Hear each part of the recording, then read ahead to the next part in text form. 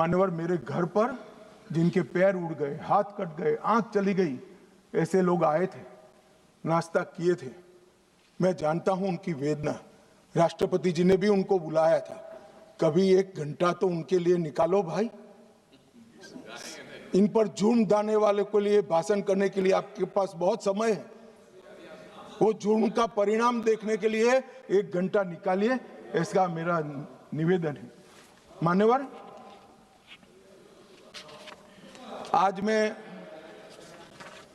यहां पर अंत में 2070 से नक्सली आतंक क्यों चला, इसके तय में भी जाना चाहता हूं। मान्यवर, जब मनमोहन सिंह की सरकार बनी तब एक NSC बनी थी, नेशनल एडवाइजरी काउंसिल। PM की काउंसिल ऑफ मिनिस्टर तो हमने सुनी थी, पार्लियामेंट में बहस के दरमियान सदस्य एडवाइस दे वो भी सुना था। एक नई national advisory council, extra constitutional forum खड़ा किया गया जो देश के कानून बनाता था। इस फोरम में कौन था मान्यवर?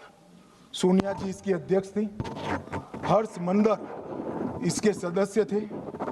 उनके NGO अमन वेदिका में शीर्ष नक्सली नेता की पत्नी को जिम्मेदारी दी गई थी और रिकॉर्ड है कि वह उन नक्सलियों में शामिल थी जिन्होंने अपहरण के केस अर्बन एरिया में किए थे। और मान्यवर, NSC देश का नीति निर्धारण करती थी। रामदयाल मुंडा वो कहते थे नक्सल ऑपरेशन जरूरत से ज्यादा कठोर है। ये प्रच्छिन्न समर्थन ने ही नक्सलियों की हिम्मत बढ़ाई। Shabnam Hashmi, Ram Punania, Usha Ramanathan, NC Saxena, Jean Dreze, Farah Naqvi और मान्यवर एक विनायक सेन, वो 2010 में अदालत द्वारा दोषी पाए गए, फिर भी प्लानिंग कमीशन की हेल्थ स्टीयरिंग कमेटी और ऐसे महत्वपूर्ण पदों पर उनको रखा गया।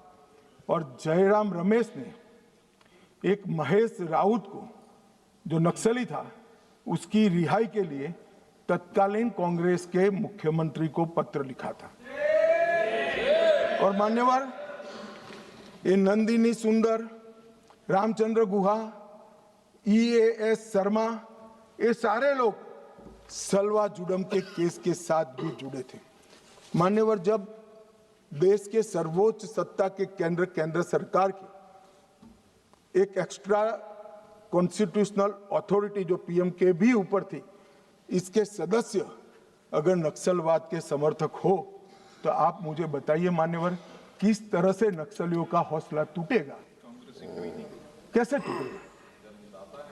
और एक कांग्रेस पार्टी ने किया था। ये भाग नहीं सकते मान्यवर, ये तो इतिहास है। और जो लोगों को विरोध है मेरी बात की, कल आने वाले दिनों में सैकड़ों पुस्तकें लिखी जाएगी जो आपके कारनामों से भरी हुई होगी। कैसे भागोगे? लोकतंत्र के अंदर किसी का आवाज दबाया नहीं जाता। मान्यवर, 2011 में मनमोहन सिंह जी ने prime minister rural development fellowship launch की। मान्यवर, उनका काम युवाओं को एक्सपोजर देना था।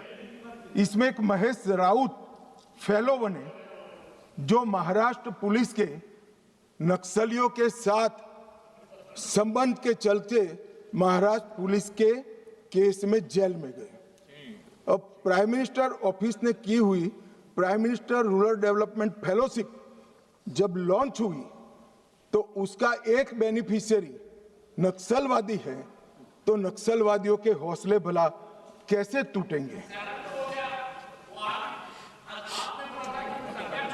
मान्यवर, 2010 गृह मंत्री चिदम्बरम जी ने एक वक्तव्य दिया। चितलनाड़ छत्तीसगढ़ में एक साथ 76 जवानों को मार दिया। उसके बाद JNU, जिसका अभी अमरा राम जी महिमा मंडन करते थे। जेएनयू वो यूनिवर्सिटी में उत्सव मनाया गया, वहां एक नृत्य किया कि 76 पुलिस के जवान मारे गए और नृत्य में जमीन पर भारत का तिरंगा बिछाकर पैर के नीचे रख कर नृत्य किया। इसका समर्थन ये मान्यवर करते हैं। मान्यवर चिदंबरम साहब 76 जवान मारे जाने के बाद किसी को खाना मुंह नहीं लगता, पानी हलक से नीचे नहीं उतरता है। मान्यवर चिदंबरम साहब ने कहा हम आपसे, मतलब कोट अनकोट है, और नक्सलियों को कह रहे हैं, हम आपसे हथियार डालने के लिए नहीं कह सकते क्योंकि हम जानते हैं आप ऐसा नहीं करोगे, क्योंकि आप हथियारबंद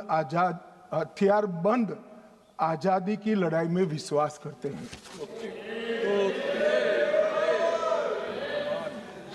मान्यवर किस प्रकार से देश चला है,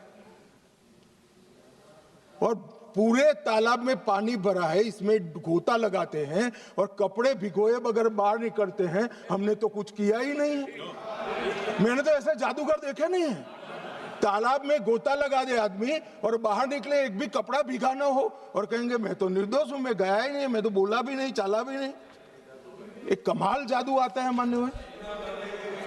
मान्यवर मैं अब उनके नेता की बात करना चाहता हूं, राहुल गांधी जी की। राहुल गांधी जी अपने लंबे राजनीतिक करियर में कई बार नक्सलों और उनके हमदर्दों के साथ देखे गए। भारत जोड़ो यात्रा में कई नक्सल फ्रंटल संगठन हिस्सा लिए, इसका रिकॉर्ड है। 2010 में उड़ीसा में लाडो सिकोका के साथ मंच साझा किया। सिकोका ने उसी मंच से भड़काऊ भाषण दिया और राहुल गांधी को माला भी पहनाई। 2018 में हैदराबाद में गुम्माडी विट्ठल राव उर्फ गद्दार से मुलाकात की, जो विचारधारा के करीब रहे। मई 25 कोऑर्डिनेशन कमेटी ऑफ पीस, मान्यवर 2025 कोऑर्डिनेशन कमेटी ऑफ पीस, इसके साथ मुलाकात की। मान्यवर आज हिडमा जब मारा गया, मान्यवर 172 जवानों को मारने वाला हिडमा जब मारा गया, इंडिया गेट पर नारे लगे, कितने हिडमा मारोगे, हर घर से निकल लेंगे हिडमा। ये वीडियो को राहुल गांधी ने स्वयं ट्वीट किया है। कैसे बच सकते हैं? इन्होंने 70 से लेकर मार्च 26 तक नक्सलवाद का समर्थन किया है, ये नरसंहार का समर्थन किया है, और 20,000 लोग जो मारे गए, इसका दोषी अगर कोई एक है तो कांग्रेस की वामपंथी विचारधारा वाली पार्टी। नक्सलों के साथ रहते रहते ये पार्टी और उनके नेता खुद नक्सलवादी बन गए हैं, और इसका जवाब इस देश की जनता को चुनाव में देना पड़ेगा। ये बात यहां से रुकेगी नहीं। इस 70 से 2004 ये पूरा कालखंड में मान्यवर 4 साल छोड़कर पूरा समय कांग्रेस पार्टी का शासन रहा है। ये उनको याद रखना चाहिए। कब माओवादी विचारधारा फैली, पनपी, एकत्रित हुई, वो आपको याद रखना चाहिए। और मान्यवर 70 को भी मैं याद करना, अभी एक माननीय सदस्य जी ने बताया कि 70 में क्या हुआ था। 70 में